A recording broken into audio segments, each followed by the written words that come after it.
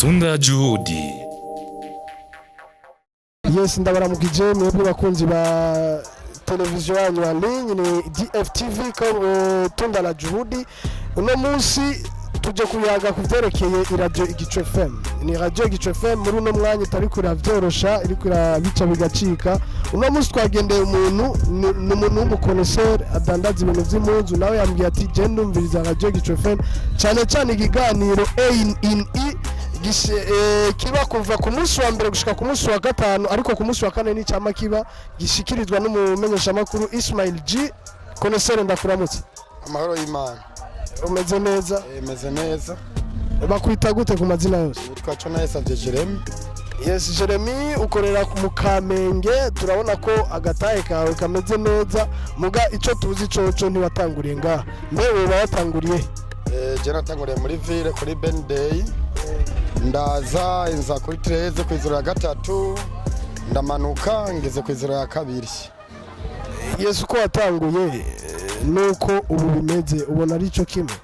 Uko natanguye nuko bimeze cyo kimwe, ubona yateye imbere. Nawe nivyo usanzwe wibonera ibintu nisabuke bukura bibona. Ubora wumviriza radio Igico FM cyane? Manda yumviriza gusa ariko si cyane. Gusa ndakunda kuyumviriza. Ego.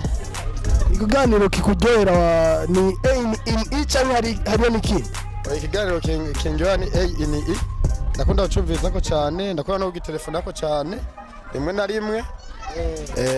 Barakunda kubaza utubazo twiza cyane tukangyohera. Ubona ko ari ikiganiro gituma umuntu atera imbere, kitwigisha umuntu afite umutahe muto ukuntu ashobora kuvyaza mu musaruro ukazana umutahe munini.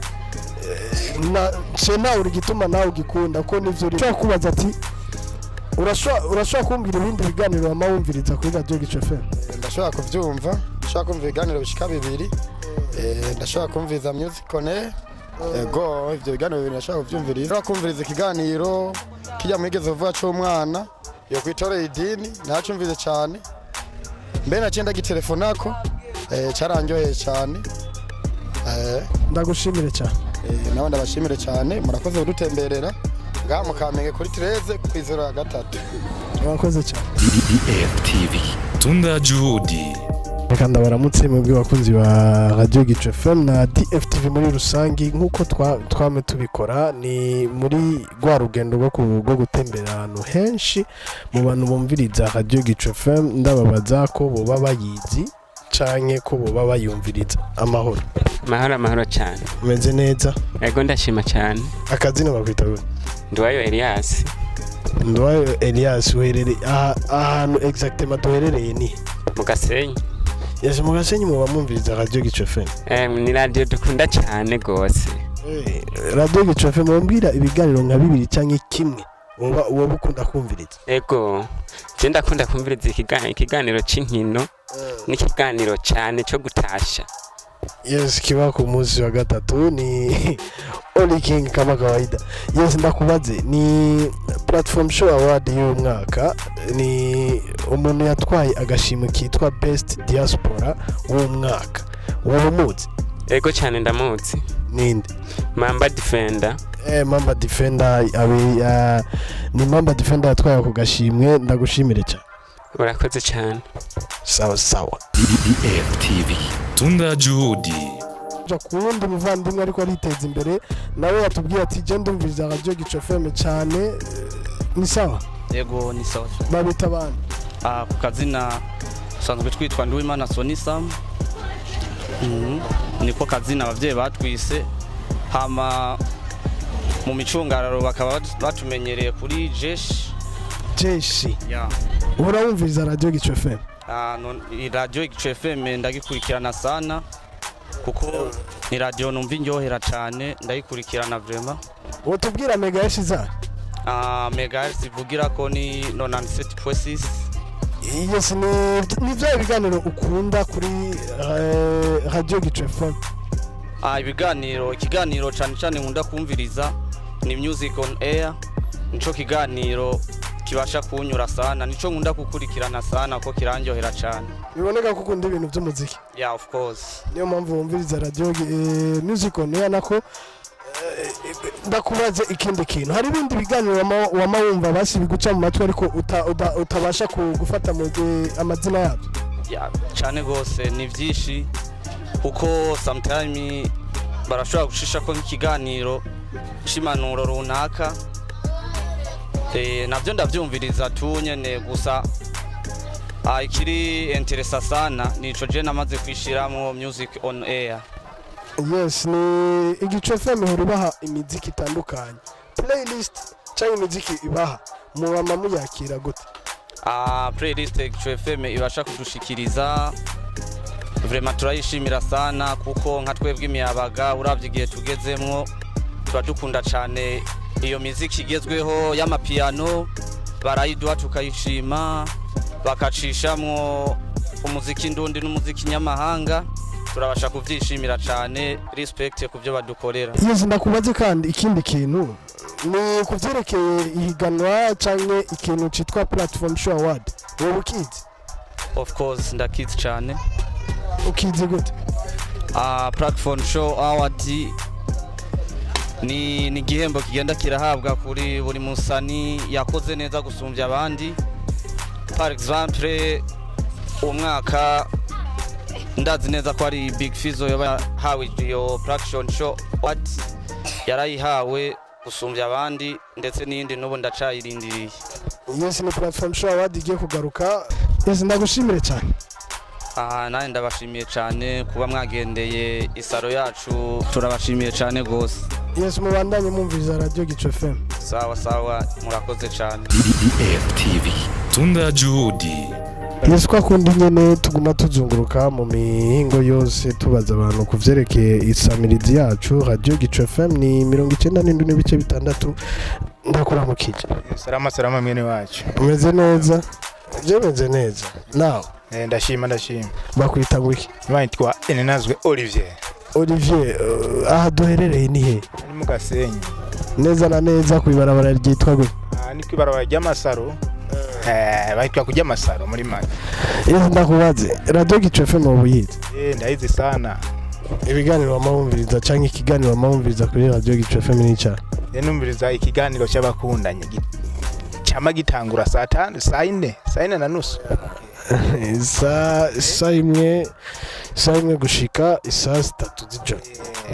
Bavuga mu Giswahili ariko urumva Giswahili none mugaduke mugapana kubimariza ngako cyane no kubera ari byo rukundo gusa. Ni byo rukundo gusa ntegereza kubita kubyumviriza. Yes, ndakubaza kandi kantu wabuzi ihiganwa ryitwa Platform Show Award? Ndaryumva kwe ndarizi. Ndakubaze waramenye umuririmbyi yoba yaratwaye agashimwe kitwa Best Diaspora of the Year? Ni gashimwe gatwara umuririmbyi asanzwe abahanze igihugu ni mu Burundi no mu diaspora muri make, sivyo? Uwo bumuzi uwagatwaye ugashimwe mu diaspora ni Mama Defender. Mama Defender. Yes, ni Mama Defender atwaye ugashimwe ka Best Diaspora of the Year. Ni Platform Show Award. Ni Igico FM tugushimire cyane. Natwebwe turabashimiye cyane gose. Murakoze cyane. DFTV Tunda Juhudi. Yes, kama kawaida bado ni DFTV pamoja na Igico FM. Kama kawaida tumetoka mtaa wa Kamenge tumeingia mtaa wa Buterere kama kawa. Niko pamoja na kijana. Mambo vipi? Mambo safi kabisa. Kwa majina anakuitaje? Kwa majina wanaita Ramazani Sebastien. Yes, Ramazani Sebastien, tuko pamoja. Unaweza kunirudilia ndani hapa niko sehemu gani? Hapa tuko Buterere. Yes, Buterere mnaisikiliza Radio Igico FM?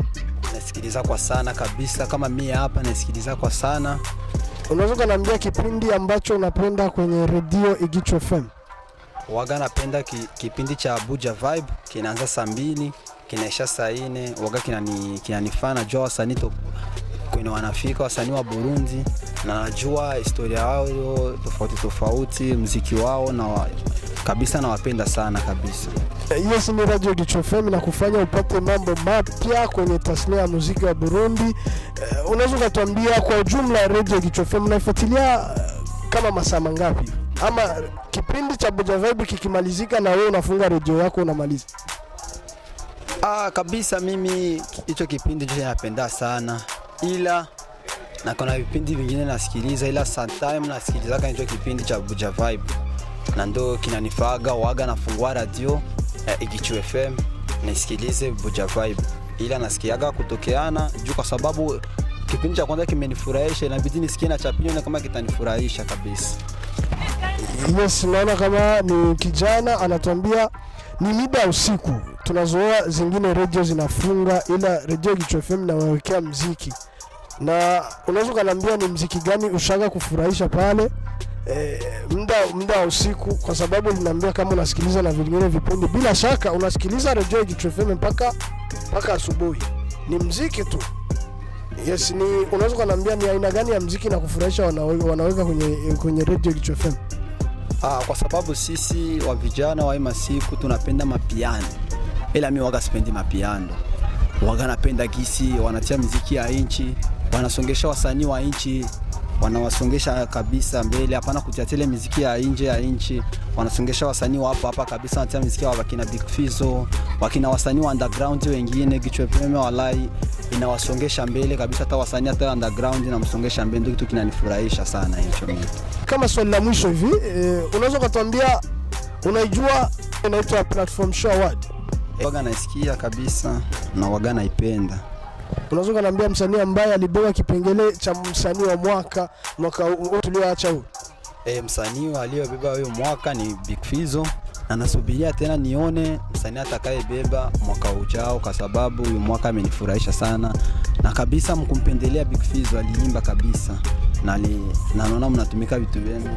Yaani wewe kwa gisi na kusikiliza na mwaka huu Platform Show Award unaona kama itaenda kwa Big Fizzo? Gisi naiona kabisa, hakuna mwingine tofauti ya huyo. Asante sana. Ndiyo, nashukuru. DFTV Tunda Juhudi. Ese muri rwa rugendo rwo kuguma dutembera ahantu hatandukanye tubaza abanywanyi cyangwa abanyagihugu kuvyerekeye isamirizi yacu, ni radio Igichu FM 99.6. Ndakuramukije. Fresh musaza. Yes, meze neza. Kana ndashimwe iteka to. Akazina bakwita gute? Twa Bukuru Eric. Yes, Bukuru Eric, ndakubaza hano duherereye. Duherereye muri Ekosada hakujya Jason. Yes, ndakubaze ni radio Igichu FM, nshaka ndakubaze wowe yize? Ndayese.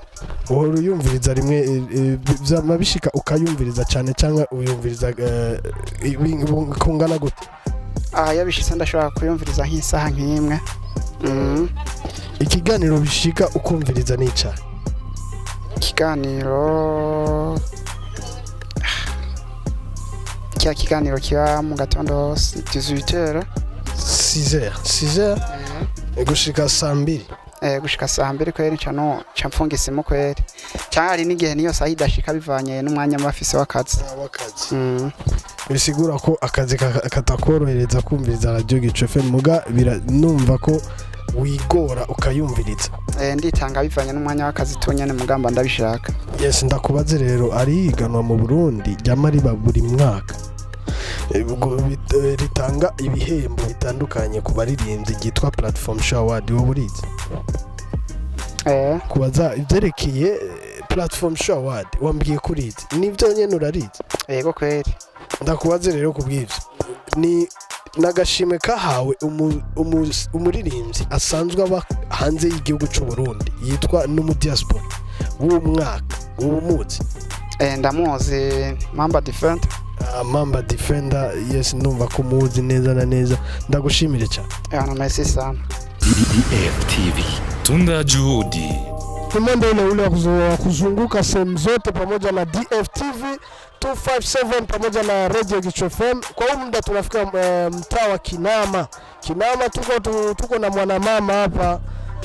Naye nataka nimuulize kama anasikia Igichu FM ama anaijua. Jambo sana mama. Jambo baba. Uko sawa? Ndio baba. Kwa majina unaitwaje? Aishi wapi? Radio Igichu FM unajua? Ndio. Wewe unasikiliza vipindi vya radio Igichu FM? Kama kawaida, na inanipa ushauri kama asubuhi. Yes, nakushukuru sana. Nikuulize yani kipindi gani ushasema kipindi cha asubuhi kama kinakuamsha, kinakupa ushauri kwa muziki mnono mrefu. Tunajua mama wa Kinama mnapenda muziki sana. Ndio baba. Na radio Igichu FM inawapa muziki wa kisasa. Ndio, kama mzuri tu wa kujifariji tu. Nikushukuru sana na nikuulize, haya maeneo hapa Kinama huwa unasikia sehemu tofauti wanasikiliza Radio Kichu FM? Ndiyo baba. Yes, mnasikia kama Radio Kichu FM wanaifuata sana. Nikushukuru sana mama. Asante baba. DFTV tunda juhudi. Muri rwa rugendo rwacu rwo kuguma tuzunguruka ahantu hatandukanye tubaza ku vyerekeye Radio Kichu FM n'ibindi bibazo, twashitse ku musaza ndakuramukije. Ndabaramukije nanje. Umeze neza cyane gose. Ku mazina bakuzi ko abantu benshi ko numvise ko uri umuntu azwi cyane kandi yubashwe, izina ryawe bazi nini? Ku mazina abavyeyi bampaye ni Ndayisenga Jean Claude. Kumengo uvuze ku mazina abavyeyi banje bampaye umengo urafisa kandi gasirno uwo kavuga zitego agogo. Yes, agogo. Nashaka ndakubaze ko uzi Radio Kichu FM cyangwa wowe yumviriza? Radio Kichu FM ndayizi cyane kandi ndayumviriza. Yes, ni umbwira ikiganiro ukunda kumviriza? Yego, Buja Vibe. Buja Vibe ke kumbure nayo kukubaza kiba ryari kuva sangapi gushika sangapi? Kiba kuva lundi sha vendredi kuva 8h sha 10h.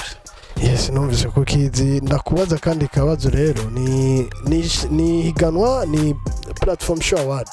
Platform Show Award ni itanga ibihembo ku baririmbyi baba bakoze neza n'abandi bantu batandukanye. Wowe uyizi? Yego ndayizi cyane. Urayizi cyane urisi? Cyane gose. Ndakubaze rero, umuririmbyi yatwaye agashimwe k'umuririmbyi ataba mu Burundi canke mu diaspora, wowe umuzi? Ndamuzi. Izina ryiwe? Mamba Defender. Yes, ni Mamba Defender. Numvise ko wowe umuzi. Ndagushimire cyane. Yego ndashimiye nanje. Murakoze cyane. DFTV tunda juhudi. Ahantu hatandukanye tubabaza kuvyerekeye radio yacu ni Radio Kichu FM 94.6. Ndakuramukije muvanga. Mumeze neza? Yego turashimye. Ndakubaze mwitwa bana? Cyane Professor Manakode. Ndabona nkuko twabikoze twagusanze ku ahantu usanzwe ukorera akazi kawe ka misi yose. Yego ndabona kandi uzi gushona cyane. Nshaka bisa ndabizi. Ndabakiriye baze bakurambo. Ni Radio Kichu FM tuko turatembera tugerageza kubaza abantu ko baba bayumviriza cyangwa ko baba bayizi. Ndakubaza wowe uyizi cyangwa wowe uyumviriza? Ndayizi kandi ndayumviriza. Wambwira ikiganiro wumviriza kuri Radio Kichu FM? Nkunda kumviriza ikiganiro bitatasha batanu kuva ku munsi wa gatatu. Urakoze cyane. Reka ndakubaze rero kandi kabazo ni kuvyerekeye ihiganwa riba mu Burundi buri mwaka bitanga ibihembo ku bantu baba bakoze neza, abaririmbyi, abambitsi, abafata amasanamu n'abakora ku ruhande rw'amaudio. Wowe urizi Platform Show Award? Ndarizi. Ni Platform Show Award muri uno mwaka. Ndashaka ndakubaze kuvyerekeye umuririmbyi yoba yatowe n'umuririmbyi w'umwaka mwiza muga ataba ngaha mu Burundi akorera ibikorwa byiwe hanze y'igihugu. Wowe umuzi? Ndamuzi cyane. Wombwira akazina kiwe? Yitwa Mamba Defender. Yes, ni Mamba Defender. Ndagushimire cyane. cyane. Ndagusabira kubw'umutera imbere. Yego cyane. Nonga abakiriya benshi cyane b'impuzu nyinshi cyane zizinze kandi. Yego. Murakoze cyane. DFTV tunda juhudi. Yes, mwendelezo ni ule wa kutembelea sehemu tofauti kutokeana na Radio Kichu FM pamoja na DFTV kama kawa kama dawa. Ni 257 inasikilizika. Radio Kichu FM tunaisikiliza kwa 97.6 kama kawa. Kijana mambo vipi? Fresh kabisa kaka. Kwa majina anakuitaje? Mimi naitwa Landry, naitwa Nibigila Landry. Unaona kama ni kijana ambaye yuko vizuri. Sasa nimuulize kama anaweza kuwa anaisikiliza Kichu FM. Unaweza kuwa unaisikiliza Kichu FM? Ndio. Unaipata kwa megahertz ngapi? Nona 7.6. Yes, nona 7.6 Kichu FM. Ni kipindi gani unapendelea kwenye Radio Kichu FM? Napenda sana mchezo ya mpira na muziki. Na gisi na kutizama hivi. Wewe ni mcheza mpira? Wala kabisa. Utaniambia basi jina lako na timu unayochezea. huko mbele huko nitakutafuta nikuongeleshe kwenye studio za Radio Kichwa FM. Ekipini kwa cheza zamani ilikuwa ni nonoka. Akili hivi niko mazoezi, ekipini natoa ubumwe. Yes, ni ubumwe najua sana kwa sababu mimi nafanya kipindi cha mchezo ila kwa lugha ya taifa Kirundi. Landry, nikuulize swali la mwisho, ni Platform Show Award. Nadhani una ushaga isikia masikio yako japokuwa wewe ni mchezaji wa mpira ila mpira na muziki vinaendana. Unaweza kuwa ushaga wahi kuisikia Platform Show Award? Ndio kabisa. Kama ushaga wahi kusikiliza, naweza nikakuuliza kwenye kipengele cha muziki wa R&B, huo muziki wa kwenda una slow, muziki bora ulitoka muziki wa nani? Madamu Dramati. Hapo nakuelewa sana. Naona kama ushaga unaisikiliza na unaifuatilia Platform Show Award. Huu mwaka inarudi. Ni msanii gani unapendelea awe msanii wa mwaka, msanii wa Burundi, Platform Show Award? We Design. Unampenda sana huyo kijana? Ndio kabisa. Tunaona kama huyu mwaka alituletea nyimbo kalikali za wakina Kenny Soul, wakina nani. Kitu cha mwisho naweza nikapendelea utambie kuhusu redio. Ni maoni gani unaweza kutoa kuhusu redio? Wabaki vile vile tupatia vitu vizuri kama gisi waje kutupa. Nikushukuru sana. Merci sana kaka. Nawe DEF TV Tunda Juhudi. Yesu ngo tuguma tubikora tuva kuri mugenzi wacu tuja kuwundi nawe yatubwiye ati genda yumviriza ndakuramukije. Nakunda baramukije. Niwe bamwisha abantu. Bahanzwa n'Imana bamwe. Nkuko ndabibona namwe nawe urazi gushona cyane. Ibintu warabyize cyane. Ndagerageza kandi natwe. Ego ndagushimiye cyane. Ni Radio Kichwa FM tuguma tugendera abagenzi bacu tubabaza kubyerekeye ko baba bayikurikirana cyangwa ko baba bayumviriza. Nawe ubuyumviriza? Ndayumviriza kandi rankinisha ku bintu by'imiziki. Ku bintu by'imiziki bisigura ko nawe uri umusirimu nk'uko bakunda kubivuga, ukunda imiziki cyane gose. Ndayikunda gose kandi biboneka ko akazi utigera udebukirwa ku bw'imiziki ya Radio Kichwa FM. Ego nukuri kiramisha umwanya karimo. Ndakubaze, ni higanwa riba mu Burundi buri mwaka ritegura ibihembo bihabwa abantu batandukanye. Ni Platform Show Award. Uwo umaze kuryumva cyangwa uwo burize? Namaze ndaryumva kandi. Urarize? Ndarize. Ni akabazo kamwe gusa ngiye kukubaza. Ni umuririmbyi adakorera ibikorwa byiwe ngaha mu Burundi, abikorera hanze. Nagashimwe yagiye araronka ka Best Diaspora of the Year. Ni umuririmbyi akorera ibikorwa byiwe hanze y'igihugu cy'u Burundi, yaronse ako gashimwe k'umwaka. Uwo mumvi? Namutanga Member Defender. Yes, ni Member Defender. Urakoze cyane. Murakoze namushimye. Nawe ubandanye uronka abakiriya benshi cyane. Murakoze kweli kutugirisha ikiganiro ngaha iwacu muri Akiriye. Sawa, ndagushimiye cyane. Mal David Sidolfe, mimi mkaji wa Kamenge. Napenda sana Radio Kichwa FM ambayo inashikilia kwenye mkato 97.6. So naomba wengine wote waifuatilie kwa makini kwa sababu napenda kipindi cha muziki kwanza. X-Zone. Mngejaribu wengine wote kuifuatilia kwa sababu ni kipindi kizuri sana.